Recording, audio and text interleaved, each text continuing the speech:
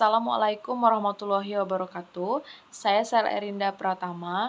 Baiklah, di video kali ini saya akan menjelaskan yang pertama yaitu tentang sejarah agraria, yang kedua reformasi agraria, dan yang ketiga yaitu konflik agraria, studi kasus yang ada di Jambi.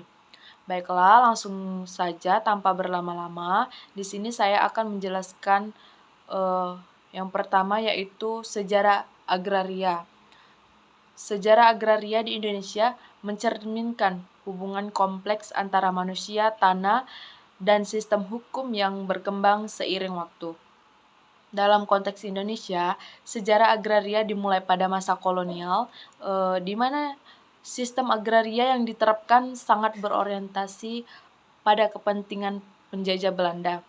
Pada masa itu, sistem pertanian diatur melalui berbagai kebijakan seperti kultur stem cell yang biasa kita ketahui yaitu sistem tanam paksa yang mewajibkan rakyat Indonesia untuk menanam tanaman ekspor tertentu seperti kopi dan tebu untuk kepentingan ekonomi pada masa kolonial. Kebijakan ini mengabaikan kesejahteraan petani lokal dan menyebabkan kesengsaraan bagi lapisan masyarakat. Setelah Indonesia merdeka, pemerintah mulai melakukan berbagai upaya. Jadi, upaya apa yang dilakukan oleh pemerintah?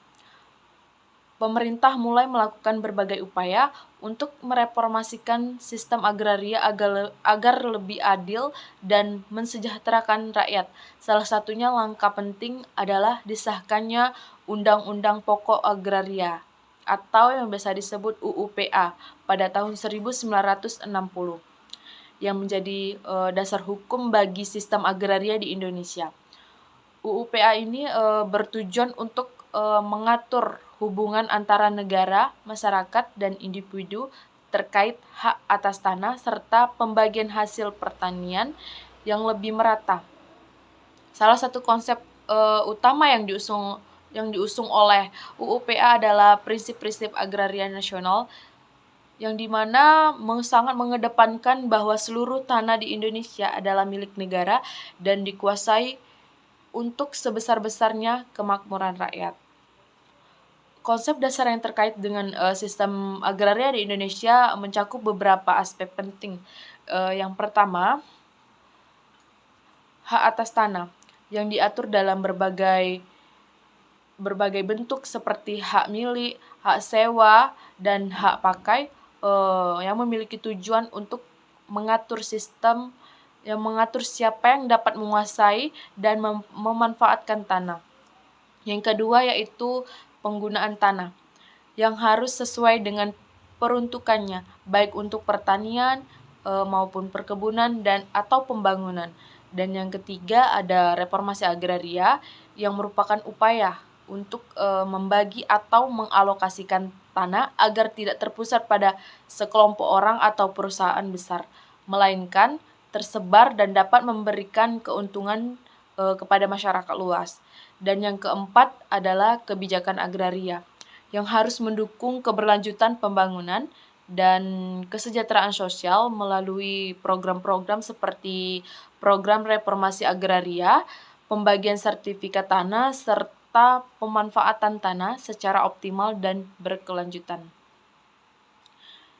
Baiklah, itu tadi penjelasan dari saya mengenai sejarah agraria. Selanjutnya saya akan menjelaskan tentang reformasi agraria.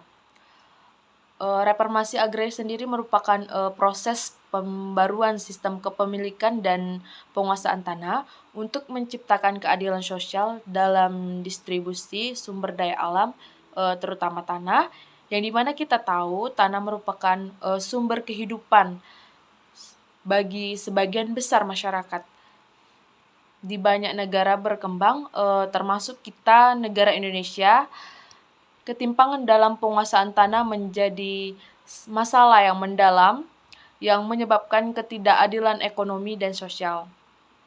Reformasi agraria sendiri memiliki tujuan untuk membagi tanah kepada petani kecil dan masyarakat yang tidak memiliki akses terhadap sumber daya tersebut, serta mengubah struktur agraria yang timpang untuk mendorong pemerataan kesejahteraan.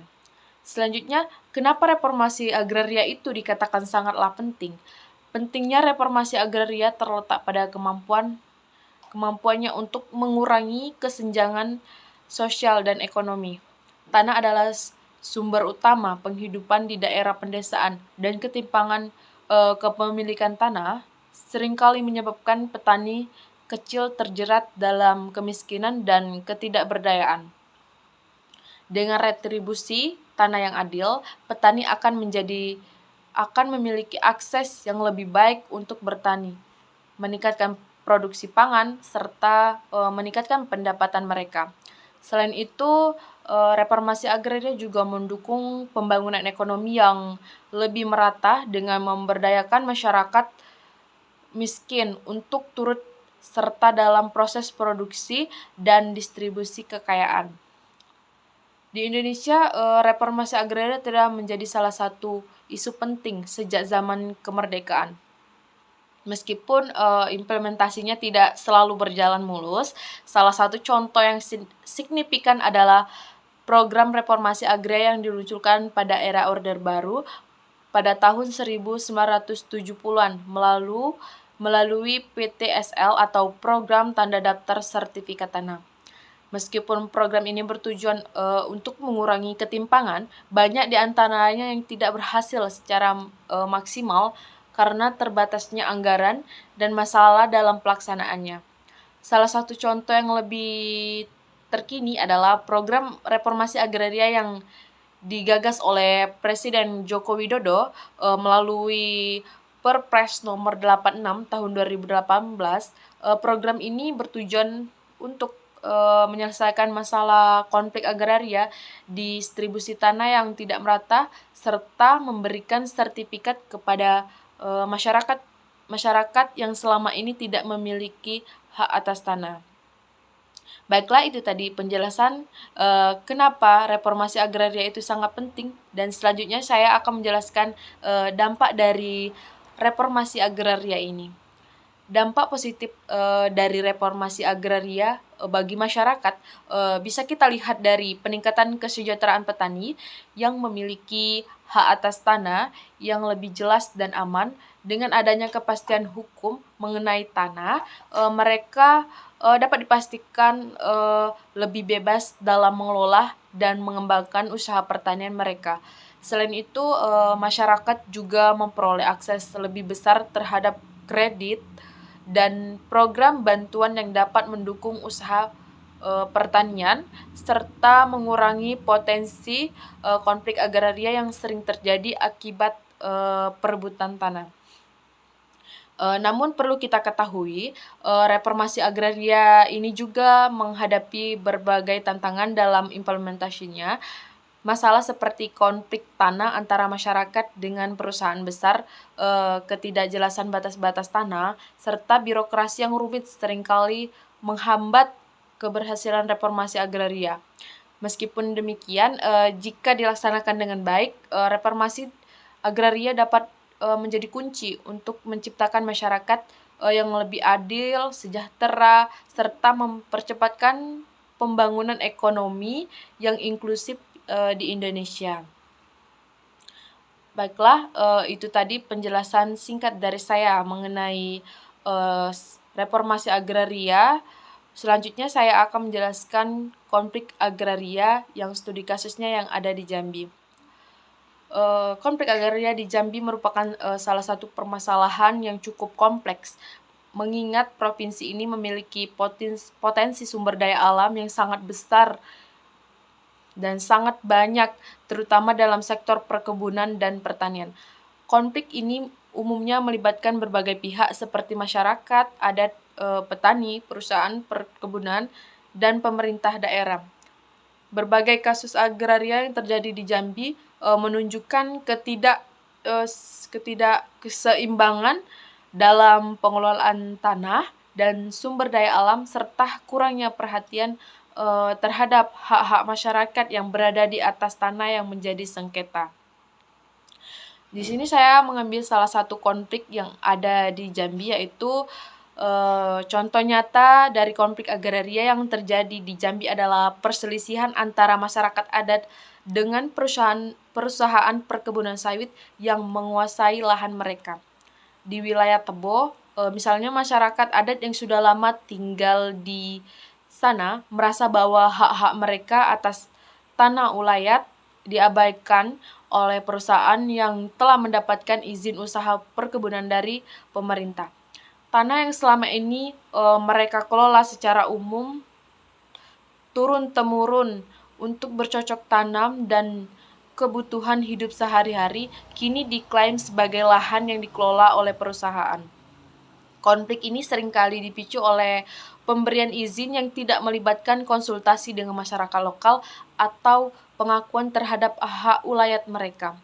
Selain itu, saya juga menemukan studi kasus di Kabupaten Muaro Jambi juga terjadi konflik antara petani lokal dan perusahaan tambang yang melakukan eksploitasi terhadap tanah di sekitar permukiman mereka. Masyarakat yang menggantungkan hidupnya pada pertanian merasa terganggu karena aktivitas yang biasanya dilakukan sekarang dilakukan menjadi aktivitas pertambangan yang merusak lingkungan dan tanah pertanian mereka. Kerusakan lingkungan ini penurun kualitas air serta dampak negatif terhadap kesehatan masyarakat terjadi salah satu alasan utama dari ketegangan yang terjadi. Walaupun masyarakat telah melakukan protes, seringkali perusahaan yang memiliki pengaruh besar dengan dukungan pemerintah daerah cenderung tidak mendengarkan keluh kesah masyarakat lokal tersebut. Dari berbagai kasus ini, analisis terhadap konflik agraria di Jambi menunjukkan beberapa masalah yang mendasar yang harus diperhatikan. Pertama, ada ketidakseimbangan dalam distribusi akses dan kontrol terhadap tanah. Banyak kebijakan dan izin yang dikeluarkan oleh pemerintah pusat dan daerah lebih berpihak kepada kepentingan investor besar seperti perusahaan perkebunan atau pertambangan tanpa mempertimbangkan hak-hak masyarakat lokal yang bergantungan pada tanah tersebut untuk kehidupan mereka. Dan yang kedua, kurangnya pengakuan terhadap hak ulayat masyarakat adat juga menjadi salah satu akar permasalahan yang sering muncul dalam konflik agraria.